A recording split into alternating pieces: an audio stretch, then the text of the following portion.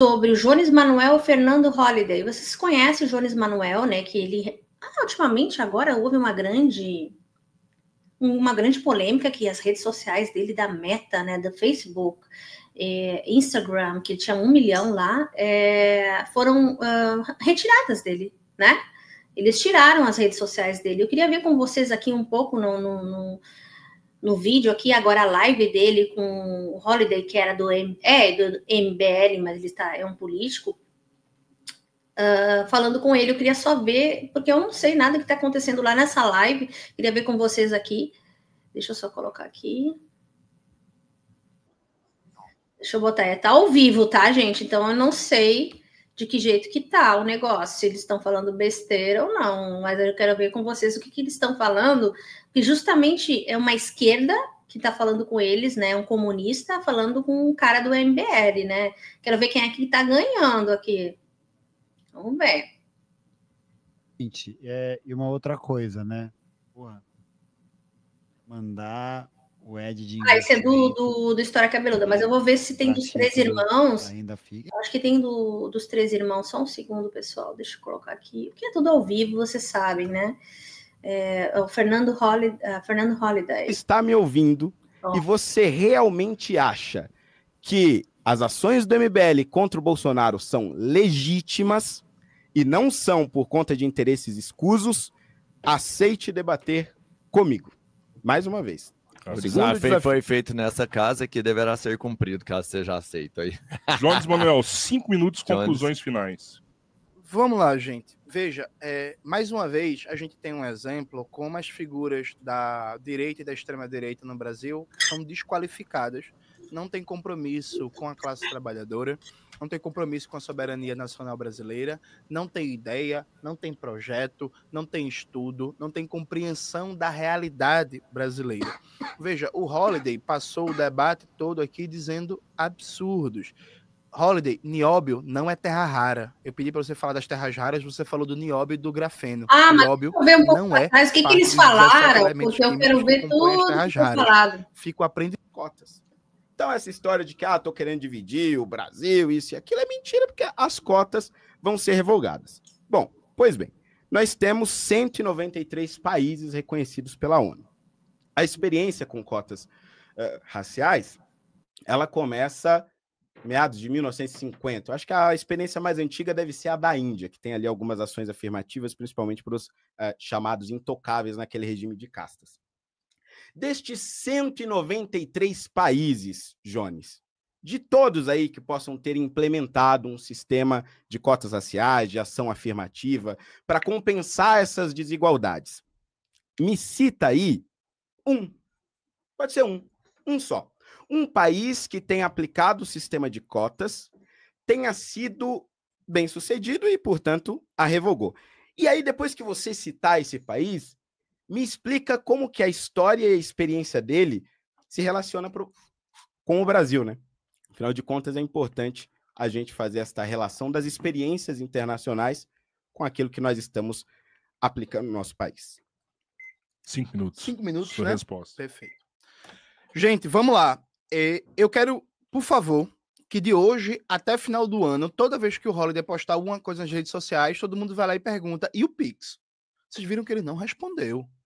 Ele fugiu do assunto, ele tremeu na base, ele quis sair do assunto da ofensiva imperialista dos Estados Unidos contra o Brasil.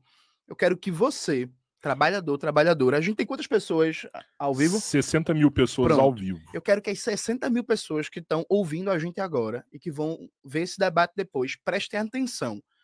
Eu perguntei 2 vezes, Fernando Holliday, qual é sua posição sobre a intervenção imperialista do governo Trump no Brasil, em que as Big Techs, em parceria com as empresas de capital financeiro, operadoras de cartão, estão incomodadas porque perderam espaço no mercado brasileiro para o Pix. Elas querem controlar os dados de transação financeira no Brasil e querem que você, trabalhador e trabalhadora do Brasil, toda vez que for fazer uma transação financeira, pague, por exemplo, aquela taxinha do cartão, sabe? Então, hoje em dia, é comum no dia a dia de todo o povo trabalhador, ou prefere que pague no cartão ou no Pix. Não, é melhor pagar no Pix, porque no cartão tem a taxinha, né? Então, todo pequeno comerciante... Robertinho tem um restaurante, vocês têm uma loja de brinquedos. Todo pequeno comerciante sabe. É melhor receber no Pix ou em dinheiro vivo, porque no cartão tem a taxinha. Então, isso é fundamental, inclusive, hoje na economia popular do nosso país. Tem uma potência imperialista atacando o Pix, que é uma tecnologia desenvolvida pelo Brasil, uma tecnologia, inclusive, que é exemplo mundial.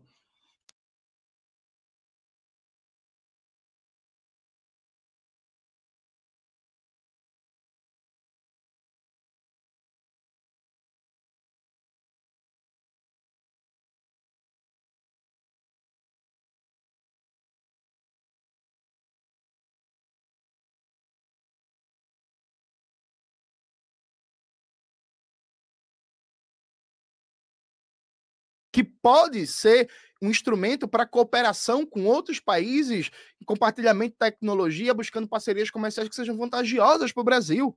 Eu te pergunto 2 vezes, tu se nega a responder e tu quer voltar para o debate do bloco anterior para ver se fica menos feio. Por que você não consegue condenar a intervenção da potência imperialista contra o seu país? Veja, eu participei de um debate contra 20 conservadores e ficou muito claro que quem defende realmente a soberania nacional brasileira, quem é... Gente, eu falei aqui, eu acho que estava no mudo, mas é o seguinte, realmente o Brasil está à frente dos Estados Unidos, de qualquer outro país, né, com o Pix.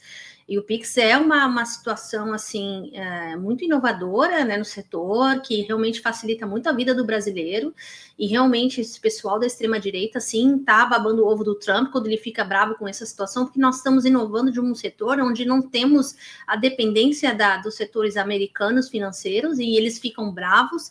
Enfim, né, eles queriam todos eles tirar algum dinheiro desses trilhões que o Brasil adquire através do Banco Central, da independência do Banco Central em relação e o governo no setor, enfim, estatal, né, de que se torne sempre uma situação estatal, porque é aí, né, que eles queriam privatizar de alguma forma o Pix para que ele fosse algum benefício para algum banco, né, para algum dinheiro aí que ia rolar desses trilhões que os brasileiros fazem através dessas transações, através do Pix. E aí é a questão que esse Holliday deve provavelmente ser um cara da extrema-direita, então ele deve ser a favor desses setores, né, esse lobby que é contra tudo que é avanço e prol da população, né? Não é que o Pix é uma coisa, gente, vejamos, que seja 100% free, né, grátis e tudo mais, mas vejamos que nós caímos fora de muitas alíquotas, de muito dinheiro, né, que nós pagávamos quando fazíamos transações financeiras dependendo de bandeiras e tudo mais, de cartões e bancos. Aí, quando você tem o Pix, você facilita muito a vida das pessoas para transferência, pagamento e tudo. Além de ser rápido, né, é um acesso fácil. Nos Estados Unidos, quando você faz esse tipo de manipulação financeira de envio para outros bancos ou para outras instituições financeiras, até mesmo fora e dentro do Brasil, tem esse delay, né, essa morosidade, leva mais dias para chegar, às vezes até quando você faz uma transferência banco to banco aqui, é bem difícil, leva 3 a 4 dias, na média de 3 dias úteis, né, para chegar na conta da pessoa. Vejamos, aqui é primeiro mundo, porque não chega na hora o dinheiro, né? Então as pessoas aqui fazem vários calotes fazendo isso, né? Dizendo, o dinheiro vai chegar, o dinheiro vai chegar. E no Brasil não tem esse problema, não. O Pix já resolve tudo, né? A gente sabe que só porque é uma coisa feita pelo governo, sem nenhum setor privado, incomoda tanto. Essa é a questão, né? Incomoda muito o setor privado. Realmente defensor do nosso país contra as agressões imperialistas somos nós, comunistas. Porque a direita, a extrema-direita, os setores da burguesia interna, eles não defendem o Brasil. Eles não defendem a soberania nacional brasileira. Não. Eles odeiam e têm nojo do povo trabalhador brasileiro. Eles tratam o Brasil como uma mera área de exploração. A maioria deles, inclusive, nem vivem no Brasil. Figuras como Jorge Paulo Lemann nem no Brasil moram. Aqui é só plataforma para sugar riqueza e moram na Europa, moram em Miami, não se importam com o Brasil. Neste momento, a maior potência econômica e militar da Terra está atacando a soberania nacional brasileira. E aí, veja, olha a desculpa do Holliday. Ele quer que você, Dona Maria, que está lá em Salvador e que vem de Acarajé, que você seja prejudicada porque é o frouxo, corrupto, genocida e canalha do Bolsonaro está sendo perseguido. Então vamos prejudicar a economia brasileira. Vamos prejudicar a trabalhadora lá em Salvador. vão prejudicar o trabalhador lá em Santa Catarina, vão prejudicar o comerciante lá em Manaus, vão prejudicar o trabalhador da Conda Boa Vista lá em Recife. Você percebe como esse povo odeia o Brasil? Você percebe como esse povo não se preocupa com o nosso povo, não se preocupa com o bem-estar da população? O Brasil, Robertinho, também tem a segunda maior reserva de terras raras do Brasil. O que é que são terras raras? É um conjunto de 17 elementos químicos que são fundamentais na produção de smartphones, de fones de ouvido, de placas solares, de chips e por aí vai. Veja, hoje, a guerra tecnológica entre Estados Unidos e China está muito centrada justamente nessa fronteira tecnológica que depende das terras raras. O Brasil tem a segunda maior reserva do mundo de terras raras. Isso é uma riqueza muito importante, inclusive uma parte boa das terras raras está lá em Minas Gerais. Minas Gerais, Maranhão, Pará, Goiás e por aí vai indo. O Trump falou que quer as terras raras do Brasil. Veja, é uma potência estrangeira dizendo para o Brasil, que tem a segunda maior reserva do mundo de terras raras, que quer tomar as terras raras do nosso país. A gente está, nesse momento, Isso mesmo. enfrentando o desafio de colocar em debate, de criar uma grande mobilização na opinião pública brasileira, de uma perspectiva anti-imperialista em defesa da soberania nacional, que as terras raras do Brasil têm que ser exploradas pelo povo brasileiro, para gerar riqueza para a classe trabalhadora brasileira, para desenvolver soberania tecnológica, para desenvolver complexidade produtiva. E aí ele se nega a falar do tema. São os falsos patriotas. São São os vendilhões da pátria. É o Joaquim Silvério dos Reis dos dias atuais. Fernando Holliday, o que você acha do Trump querer tomar as terras raras do Brasil? E não fuja da pergunta dessa vez, não. Peraí que eu dei. Ih, deu ruim. Cadê o Matheus aqui pra consertar esse trem aqui? Eu já começou a me... Atrapalhou o fluxo. Aqui, ó, peraí. Aqui. Vou pegar aqui o merchinho. Aqui. Volta o cronômetro aqui. Esse aqui? Aí, agora deu. Vamos lá. 2 Valeu, minutos, Matheus. Holly. Gente, de todos os debates que eu participei, isso aqui, que eu acabei de ver, e vocês também, é a coisa mais bizarra da vida, assim. Tipo assim, eu perguntei pra ele, foi uma pergunta muito simples.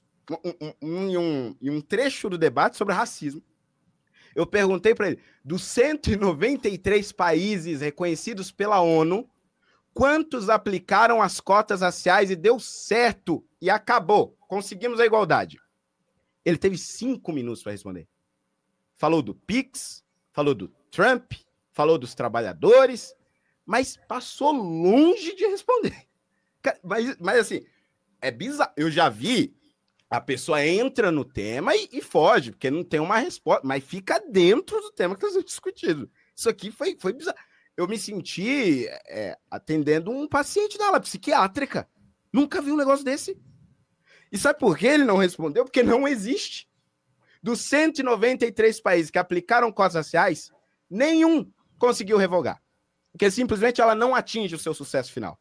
Agora, quanto às sanções do Trump, já que você quer tanto entrar nesse tema, eu repito, como se resolve uma ditadura, Jones? Como se resolve uma ditadura de dentro? É óbvio que as pessoas sofrem porque não podem falar, as pessoas sofrem porque estão presas injustamente. Teve morador de rua preso por meses, sem ter feito nada, porque ele morava na rua. Um pipoqueiro e um vendedor de sorvete, porque estavam vendendo pipoca e sorvete. Essas pessoas também sofreram. Isso...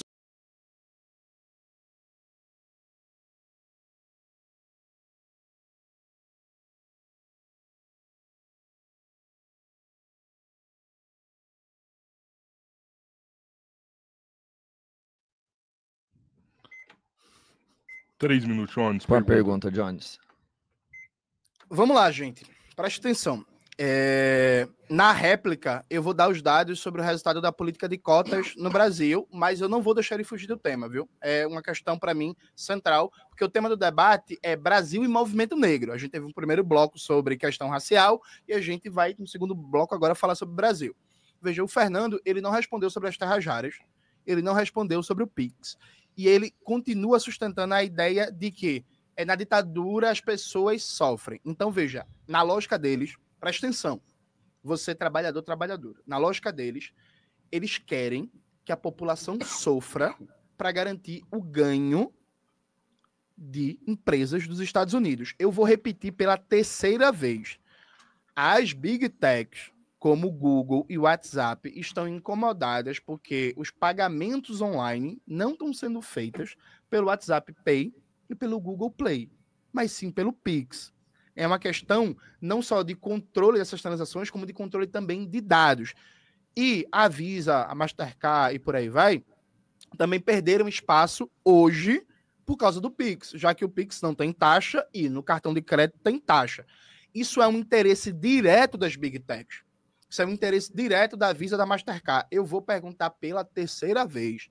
Fernando Holliday, você defende o interesse das Big Techs? Você defende o ataque ao Pix?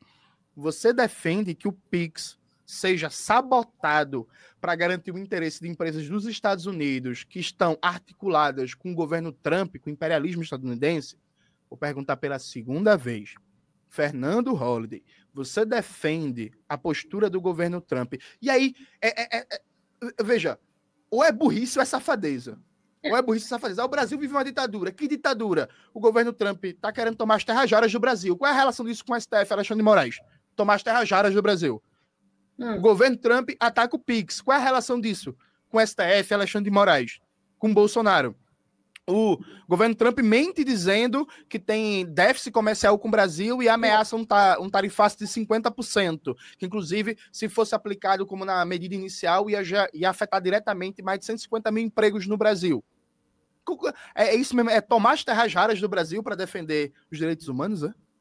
Como é que é isso? Veja, o que o governo Trump fez foi colocar essa questão do Bolsonaro, essa questão de Alexandre de Moraes, para ter entreguistas, vendilhões da pátria, como esse sujeito aqui, defendendo entregar a soberania nacional brasileira, defendendo entregar as riquezas brasileiras, defendendo uma sabotagem à economia brasileira e dar uma base de legitimidade de massas. Mas o Trump não liga para o Bolsonaro. O Trump não está preocupado com o Bolsonaro, porque ninguém liga para aquele covarde. É verdade, o que o Jones está falando é verdade. Ninguém liga para o Bolsonaro. É só uma desculpa que o Trump tem de invadir o sistema econômico do Brasil e usar ele como um bom laranja, né? Ele está usando o Bananinha e o Bolsonaro para entrar em mais uma pauta no qual ele pressione o governo brasileiro a ficar do lado dele e que as novas eleições sejam da extrema-direita, ou seja, que ele possa intervir no Brasil de modo a ter acesso a essas terras raras, acabar com o PIX, acabar com todo o setor financeiro do Brasil e ficar totalmente dependente dos Estados Unidos. Essa é a meta que eles têm, porque os bolsonaros venderam uma política para o Trump de que ele pode sim ter acesso a tudo isso se eles estiverem no governo. O Eduardo não teria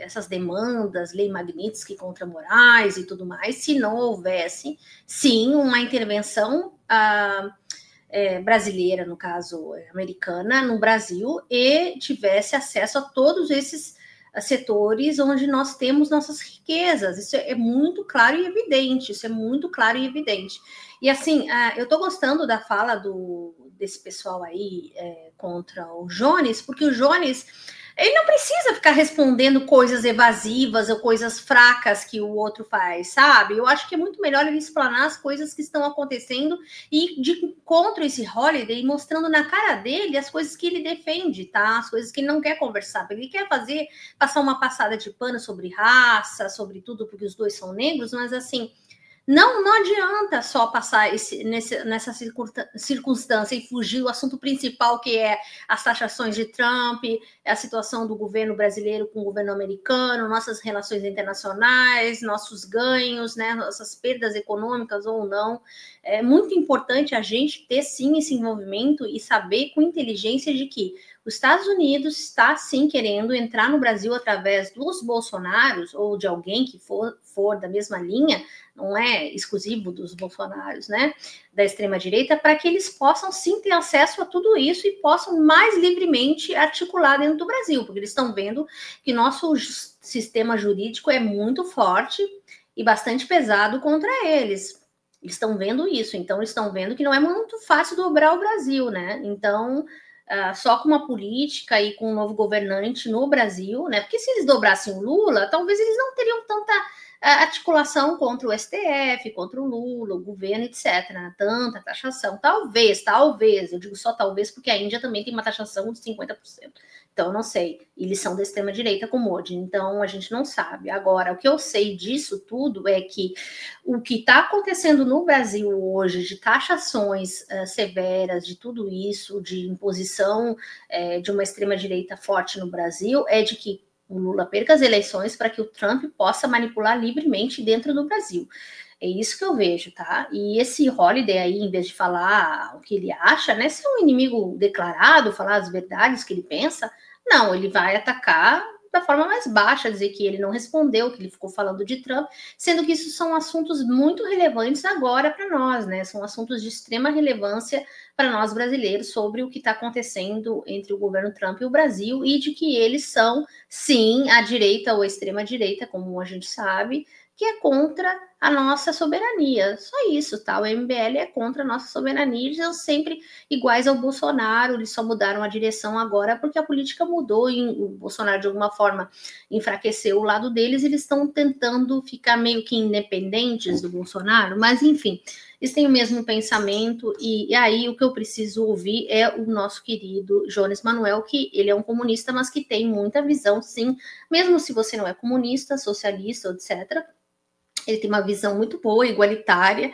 e racional sobre o assunto. E eu gosto de ver pessoas assim, porque independente do seu viés político, é importante a gente garantir que o Brasil tenha a sua independência e soberania, né? Porque o Brasil, assim, se ele ficar totalmente subserviente aos Estados Unidos, né? O que sobra do Brasil, né? De novo, né, gente? A gente passou tantas décadas subserviente aos Estados Unidos, ditadura, e depois a nossa abertura democrática, nossas inflações, tudo dependente do dólar, dependente dos Estados Unidos. Para que o Brasil precisa ainda disso, gente? A gente pode ser melhor, a gente tem o Pix, isso é a melhor coisa do mundo. Para aquele frouxo, liga o ar-condicionado que tá um calor da desgraça. Vamos ligar. Holiday, 5 minutos, Mateus, sua resposta. Dando power. Tá quente mesmo, cara. Pronto aí? O Holiday tá na tosse aí, né, Holiday? Eu tô com mas não dá, mas eu tô suando. Tá com calor também, né? Eu não liguei por causa disso. Valeu, Bom, vamos gente. lá. Ele falou dessa questão do Trump, ele tá insistindo que eu acho bom as sanções econômicas. Em nenhum momento eu falei que é bom. Em nenhum momento. A questão aqui, e aí a gente percebe, né, tinha uma ignorância que, assim, eu nem acredito que você falou um negócio aí. Ignorância é coisa que ele não tem, tá? O Jones não tem nada de ignorância. Acho que ignorante é você, tá bom? Você que é ignorante, porque falar que o Jones é ignorante é só uma falácia, um ad hominem que eles adoram fazer, né? Para ir contra aqueles que não são a favor do viés deles absurdo, né? É isso que eu acho. O que tem a ver as sanções econômicas com as decisões do STF? Como assim? Sanções econômicas são uma medida clássica, diplomática, de contenção de ditaduras pelo mundo. Os embargos de Cuba foram uma tentativa dos Estados Unidos de conter a ditadura cubana. As sanções econômicas contra a Venezuela foram uma tentativa de conter Maduro. Agora, em relação à Rússia, sanções econômicas estão sendo feitas contra a Rússia para que tente-se acabar com a guerra na Ucrânia. É óbvio que essas coisas se misturam. E se misturam por uma razão muito simples, porque a economia é também uma forma de relação internacional. Agora, você diz o seguinte, o Trump não liga para o Bolsonaro. A questão não é o Bolsonaro.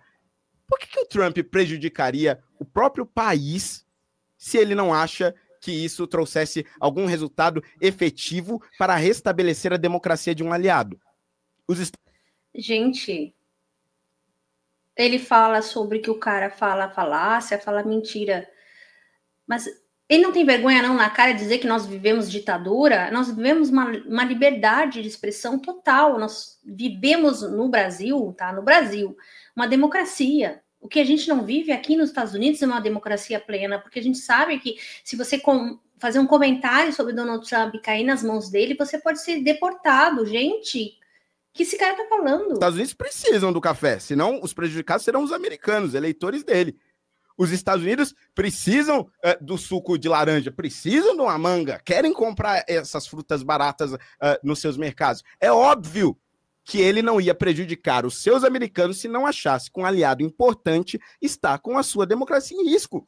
Não é bom para os americanos, não é bom para o Brasil. Mas o que é pior ainda? O que é pior é ter uma manicure presa por andar em Brasília.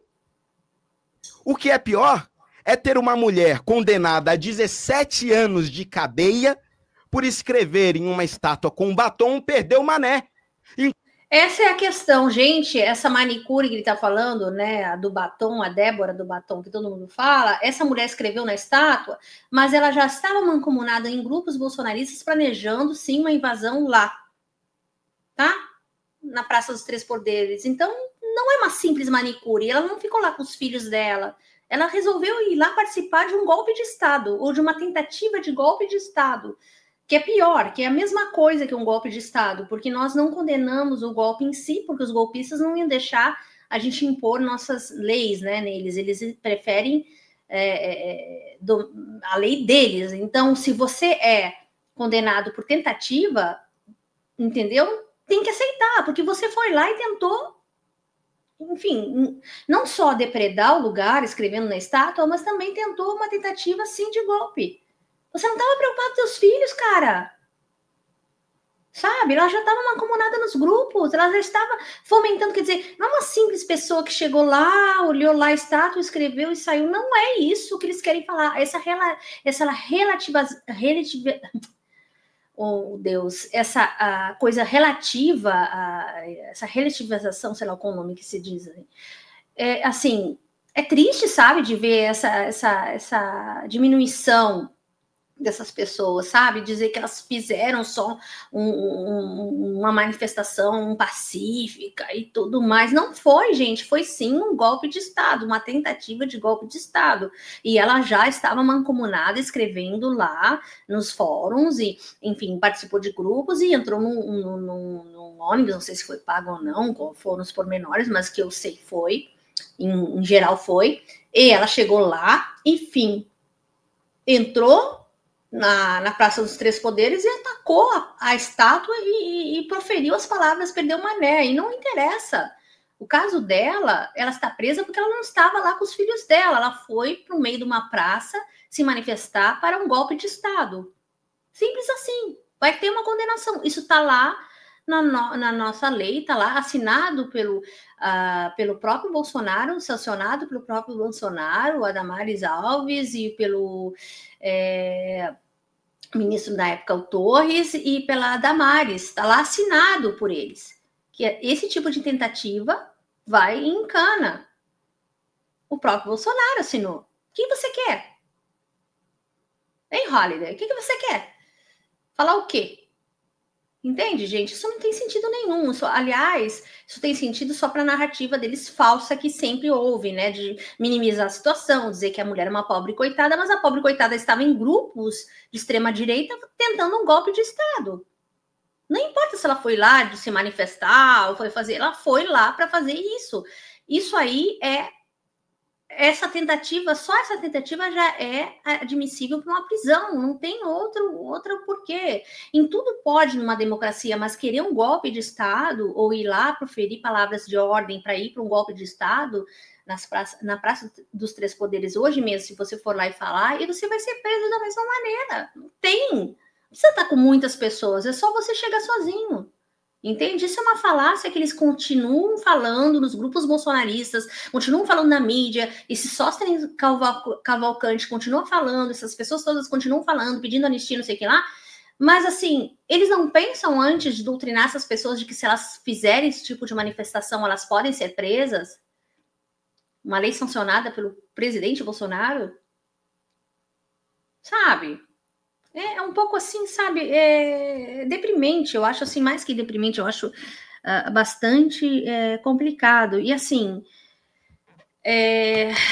essa falácia do Holliday continua e eu espero só que o Jones continue, né, melhor dizendo, se abstendo de responder, porque a gente já sabe que isso é um crime e já está em autos, né, e enfim, e da Constituição. Então, se ela tivesse lido a Constituição, talvez ela teria pensado 2 vezes antes de ir lá e riscar uma estátua. É só isso que eu acho. Enquanto vocês, por anos, nas ruas pelo Brasil, picharam paredes, invadiram prédios públicos, quebraram vidraças de banco, de prédios públicos e de prédios privados, os Black Blocs foram um horror em 2013. Tomaram conta do Brasil inteiro. Quantos foram condenados a 1 dia de cadeia? Vocês mataram um repórter da Band. Você lembra disso? Você lembra quando um Black Bloc soltou a desgraça de um rojão num repórter, pai de família que morreu por conta dessa irresponsabilidade? Quantos líderes dos Black Blocs estão presos por 17 anos? E quem diz que o Black Blocs tem a ver com socialismo e comunismo, sabe? Eu não. Nenhum! E uma mulher com um batom, escrevendo numa estátua, afastada dos 4 filhos, sem poder ir para casa, porque escreveu numa estátua com um batom? Jones Manuel, eu vou ler outra frase aqui. Porque todos dizem, não, os bolsonaristas falam absurdos, os bolsonaristas têm que ser punidos porque são radicais, têm que ir para a cadeia por isso. Olha o que esse cara fala. Assim como eu, por exemplo, sou contra, a princípio, a pena de morte enquanto valor humanista. Agora, no momento de um processo revolucionário, em seus momentos mais agudos, eu defenderia tranquilamente instituir a pena de morte para crimes contra-revolucionários e pessoas financiadas por organizações estrangeiras para derrubar os nossos, tranquilamente. E aqui, uma mesma posição profundamente humanista. Fidel sempre foi contra a pena de morte, mas, ao mesmo tempo, nos processos mais difíceis de consolidação da revolução, foi sim usado a pena capital, em algumas situações contra-revolucionárias. O vídeo dele defendendo morte das pessoas está no ar há anos. Não houve um ministro do STF que tirasse uma ordem de Alexandre de Moraes, uma investigação sequer da Polícia Federal. Ele está aqui, livre, falando. Mas não tem ditadura. Não tem perseguição contra a direita. Foda-se esse resto do tempo. Nervoso. Vamos lá, o Jones, 2 minutos para o senhor. Perfeito. Ô, gente, eu tenho dificuldades de entender quando uma pessoa começa a perder nos argumentos e ela começa a gritar, ela começa a tremer, o lábio dela começa parece que vai estar tendo um problema vascular. Fernando, se acalme, viu? Respire, você tá perdendo um debate, tá feio para você, mas você gritar, você ficar histriônico, não vai ajudar em nada. Veja, ele, para justificar o ataque dos Estados Unidos ao Brasil, ele falou em sanções econômicas. O Trump colocar aqui que é tomar as terras raras do Brasil, isso nem se enquadra na categoria de sanção econômica. Veja, tu tentou dar uma lacradinha e foi um absurdo. O ataque ao Pix não se enquadra, inclusive, também na categoria de sanção econômica. Só as tarifas de 50% que se enquadram numa política de sanção, mas um governo de outro país dizer assim, eu quero tomar as terras raras do seu país, nem se enquadra juridicamente na categoria de sanção. Então a explicação que tu deu nem cabe. Assim, foi um pouco patético. Dito isto, vamos falar aqui sobre o resultado da política de cotas no Brasil. Deixa eu abrir aqui para citar os dados certinho. Veja, vamos lá. Política de cotas, seu resultado no Brasil. Um estudo feito pela UFBA, o UNB, o FRJ, Universidade Federal de Minas Gerais, Federal de Santa Catarina e Estadual do Rio de Janeiro e Unicamp, traz os seguintes dados. Entre 2012 e 2016, o percentual de ingressantes oriundos de escola pública nas instituições federais pulou de 55% para 64%. O grupo mais beneficiado pela política foram pretos, pardos e indígenas da rede pública, que hoje são mais de 50% dos matriculados. A Universidade Brasileira, ela conseguiu ter, no geral, a maioria de pessoas não brancas matriculadas correspondente ao que é a composição étnico-racial do país. O nome disso é resultado positivo, Fernando. Holiday, sua pergunta. É a 5ª rodada, hein, Cabeleira? Tá legal. Depois, se quiser, a gente continua. Por mim tá... Até porque a galera tá trocando uma ideia bem sadia aqui, tá bem bacana mesmo. Parabéns pra vocês aí, mano, assim. Apesar das emoções afloradas, mas tá bem, preocupado tá bem construtivo. Não tô achando nada construtivo, tô achando um cara bastante doidivana, esse Holiday aí, não fala nada, coisa com coisa, fala coisas aleatórias sem nem provar nada.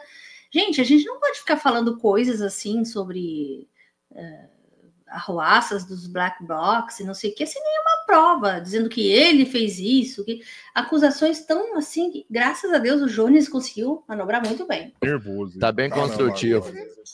Vamos lá, pronto aí, Rolly? 3 minutos. É a ditadura, Xandão tá chegando. 2013. Pera seu tempo aí com 7 Não, segundos. Desculpa, vai. nem deu tempo aí, vai. Vai lá. Bom, vamos lá. Vocês percebem que o Jones, voltando para o tema das cotas, ele fala da inclusão no Brasil. Mas ele não conseguiu citar um país, o 193, que revogou as cotas para o sucesso, porque, afinal de contas, é uma política temporária. Tá nas origens. Inclusive, no julgamento do STF, que considerou as cotas raciais legais no Brasil, esse foi um dos principais argumentos. Olha, nós estamos instituindo as cotas porque é preciso incluir a população negra. Um dia isto chegará e nós vamos acabar com as cotas. E isso se repetiu em todos os lugares do mundo. Vocês terem ideia, na Índia, o mesmo discurso aconteceu ainda na década de 50. No Sri Lanka aconteceu, na Malásia aconteceu, na Nigéria aconteceu. Inclusive o Thomas Sowell traz um exemplo muito interessante ali dos Yorubás na Nigéria, que instituíram um sistema de cotas, isso por volta da década de 70, para tentar diminuir as tensões. As tensões aumentaram tanto com o nível das cotas raciais que eles desembocaram em uma guerra civil em 1999, só foi acabar em 2002. Então, o ponto é o seguinte, em nenhum país do mundo se revogou as cotas raciais, porque o objetivo central dela é dividir a população e, mais do que isso, ignorar o problema real, que é a educação das pessoas. Quando eu vou para um vestibular, o meu avaliador não vai olhar uma foto minha. Ele não vai saber se eu sou negro, se eu sou branco, se eu sou pardo, não vai saber nem meu histórico. Ele vai analisar única e exclusivamente o que eu respondi na prova. Eu respondi A, respondi B, quantas eu acertei, quantas eu errei. O resultado disso, desta prova, está diretamente relacionado à qualidade de ensino que eu tive. E aí, evidentemente, que esse debate das cotas nos leva a discutir a educação. E é sobre isso que eu quero perguntar. Porque nos dados mais recentes, que eu encontrei, pelo menos de 2023, a OCDE divulgou que o Brasil gasta, em média, no ensino básico, cerca de 3.583 dólares por aluno ao ano. A média da OCDE são 10.949 dólares por aluno ao ano. Quando a gente vai para o ensino superior, o Brasil gasta 14.775 dólares. 14.775 dólares por aluno ao ano. A média da OCDE é 14.839. Ou seja, está bem próximo. Então, há uma defasagem aqui. Nós estamos investindo proporcionalmente muito mais no ensino superior do que no ensino básico. E o ensino básico é que impede as pessoas pobres, sejam elas negras ou brancas, de entrarem na universidade. Jones, você é a favor de cobrar na universidade pública de quem pode pagar? 5 minutos, Jones. Perfeito. Gente, vamos lá. Voltando para a guerra contra o Brasil. Eu vou reforçar com vocês. Ele está justificando uma potência estrangeira atacar o Brasil, prejudicar o nosso povo trabalhador, se apropriar das riquezas brasileiras. Eu costumo trabalhar um exemplo bem didático, que é, vamos imaginar, se fosse nos Estados Unidos, deputados dos Estados Unidos se articulam com o Partido Comunista Chinês e com o governo Xi Jinping para atacar os Estados Unidos. O que aconteceria com esses deputados nos Estados Unidos? Eles seriam presos, perderiam o mandato e seriam condenados à pena de morte. Se fosse na China, deputados da Assembleia Nacional do Povo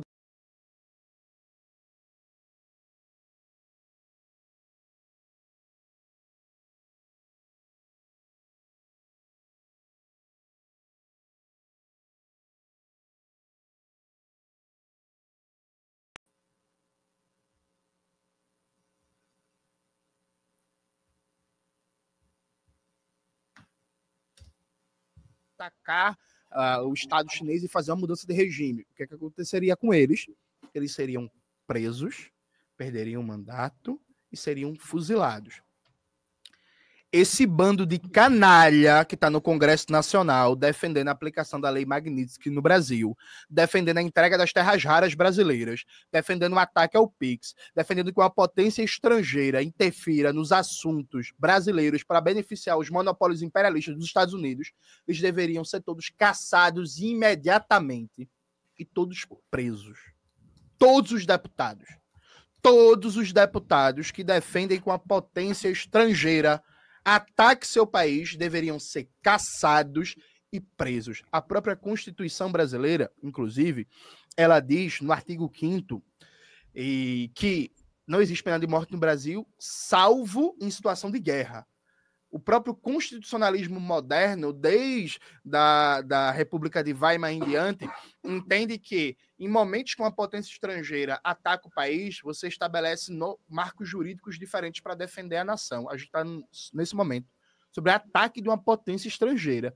E você é incapaz de dizer assim: eu defendo a soberania nacional do meu país, eu sou contra entregar as terras raras brasileiras para as empresas dos Estados Unidos, e eu defendo o PIX. Você é incapaz de falar isso. Daqui até o final da sua vida, toda vez que você botar a cara em algum lugar, alguém vai lembrar. E o PIX? Que você simplesmente não consegue responder. Isso por um lado. Não. Por outro lado, veja, nós, do PCBR, a gente atua no movimento estudantil a partir da UJC, a União da Juventude Comunista. A gente é a favor da lei de cotas. Só que a lei de cotas, ela reduz a desigualdade socio-racial dentro de uma estrutura que ela tem vários problemas. A universidade brasileira é uma universidade para poucos. É uma universidade restrita. O vestibular, ele não seleciona quem entra na universidade, Rodrigão. O vestibular, ele seleciona quem vai ficar de fora da universidade. Tanto é assim que existem vagas ociosas, Robertinho. Você tem mais vagas disponíveis do que estudantes na universidade. Então, o vestibular, ele não seleciona quem entra. O vestibular, ele seleciona a exclusão de estudantes da universidade. Aliado a isso, não adianta você criar uma política de cotas, o que faz com que aumente o número de alunos de baixa renda na universidade e você não acompanhar com a correspondente política de assistência estudantil, né, que garanta que o estudante consiga permanecer na universidade. Hoje, a maioria dos estudantes que entram na universidade pública, nas mais de 60 universidades públicas brasileiras, federais, infelizmente não concluem o curso. Não concluem o curso por quê? Porque não tem condições econômicas de se manter na universidade só estudando. Então, nós defendemos o fim do vestibular, a universalização da universidade pública para todo mundo que quiser fazer, uma política de assistência e permanência estudantil que garanta que o estudante consiga se manter na universidade, uma universidade que tenha moradia, restaurante universitário chamado de bandejão em alguns lugares, que tenha espaço de lazer, que tenha acompanhamento psicológico, que fortaleça o ensino, a pesquisa e a extensão e que esteja conectada, Fernando, às necessidades de desenvolvimento tecnológico do nosso país.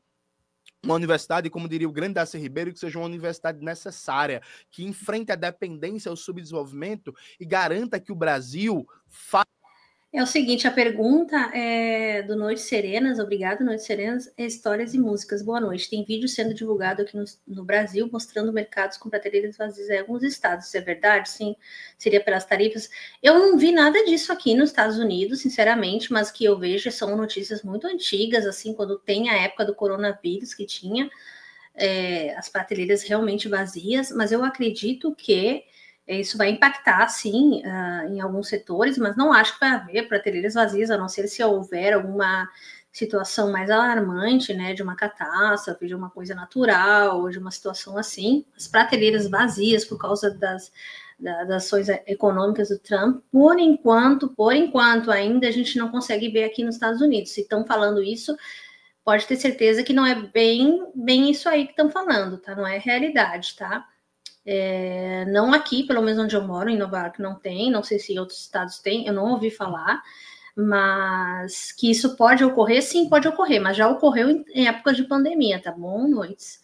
É isso. Isso que eu queria esclarecer, porque eu não gosto de deixar você sem resposta, né?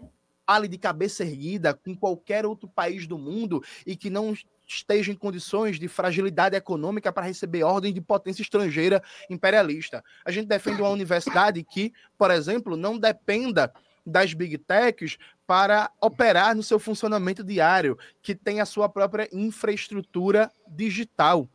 É isso que a gente defende para a educação. Isso pegando só a educação superior relacionada ao tema das cotas. A gente vai voltar para o tema da educação básica na próxima rodada. 2 minutos, Holly. Bom. Gente, é o seguinte, eu vi um pouco dessa live com vocês, porque eu acho, assim, muito importante da gente se posicionar, né? Sobre o que é realmente verdade, sobre o assunto aqui que eles estão debatendo. A gente sabe que o Jones, ele, como resposta, uma tática do Jones, às vezes ele realmente não responde ao ataque do adversário, e ele vai lá com uma situação de lição econômica sobre um outro aspecto, né? Seja educacional, seja econômico, seja com geopolítica. Essa é a tática dele. Eu vejo isso em todos os debates. O Jones eu já acompanho há algum tempo. Para quem não conhece, o Jones Manuel é um youtuber enfim, né? Ele trabalha com as mídias sociais também, mas ele é um professor de história, ele está sendo doutor de história, se eu não me lembro, se não é de história, que está fazendo doutorado em uma outra área também das humanas. E ele, assim, ele realmente conversa, ele fala, né, mesmo com argumentos, ele tem dados, ele fala com realidade, enquanto que o outro lá, a gente viu que é só bravata e escândalo, né? Infelizmente, no Brasil, a gente está vendo essa que eles falam polarização, né? Mas é uma polarização muito descompensada, porque, sinceramente, assim, ao meu ver, uma polarização que não tem muita... como é que se diz, muita conversa em relação... Eu estou até mostrando aqui meu YouTube, né? Porque aqui tem tantas coisas aqui acontecendo. Mas, assim, de real mesmo que eu estou vendo, que, assim, não tem o que o Jones responder. Ele tem que responder com dados, com situações que estão acontecendo agora com o Brasil e os Estados Unidos. E não pode ficar falando coisas lá que aconteceram não sei quando, com não sei o que, sem prova nenhuma, né? A gente viu o desespero desses debates dos caras que vão debater com o Jones e tentam, de alguma forma, rebater as ideias dele, mesmo ele sendo não só adversário de uma orientação política, mas também ele tem dados, né? Ele mostra dados, ele mostra situações ali que realmente ele pode provar do que ele está falando, não é simplesmente um achismo, aconteceu tal coisa, que a direita fez tal coisa. Ele podia usar a mesma bravata deles, ele podia usar a mesma técnica, o Jones Manuel podia usar a mesma técnica. Para que ele vai usar essa técnica, né? Se ele pode dizer a verdade, né? E uma das coisas que realmente eu vejo em muitos socialistas, comunistas, é de que realmente que Lenin falava é de que eles não conseguem mentir, né? Eles conseguem só lidar com fatos de materialismo histórico. Então, a gente tem que lidar com a realidade dos dados da situação atual que o capitalismo está agindo no Brasil e no mundo, né? E a gente sabe que o maior detentor do capitalismo imperialista no mundo é os Estados Unidos. Então, ele não tem como não rebater ou combater ou reafirmar posições, né? Então, esse cara aí tá só... né? Esse cara aí não tem uma formação maior, ou pelo menos não estudou o suficiente, né, para entender em qual orientação política ele está e qual situação, né, ele está. Ele simplesmente foi com a onda, né, dos MBL aí, né, desse movimento aí, e foi isso que aconteceu. É uma triste realidade. Tem muita gente, sim, que vai para esse lado e realmente... né, não sai disso, não tem nem o que conversar sobre essa situação.